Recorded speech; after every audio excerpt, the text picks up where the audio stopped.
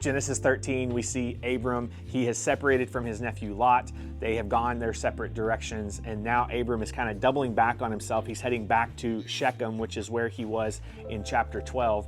And it says in verse 4, this was the same place outside of Shechem where Abram had built the altar, and there he worshiped the Lord. Again, in chapter 12, we see that God met with Abram in Shechem, and Abram built this altar and worshiped the Lord there because God spoke to him. And all throughout the Old Testament, you see this practice of when they meet with God or God moves on their behalf, they build an altar or a memorial or a monument to signify that God met them in that space. And now, as he's returning back to this place, his heart is once again inclined to worship. And I've heard it said so many times, our faith is strengthened when we remember. Like, how has God shown up in your life? Maybe it wasn't working everything out together how you wanted it to, but in these moments where God is speaking to us or he is leading or guiding us, and then when we remember that, it inclines our heart to worship once again, to remember that God is moving on our behalf. Again, the outcome may not be what we hoped for, but it is still for our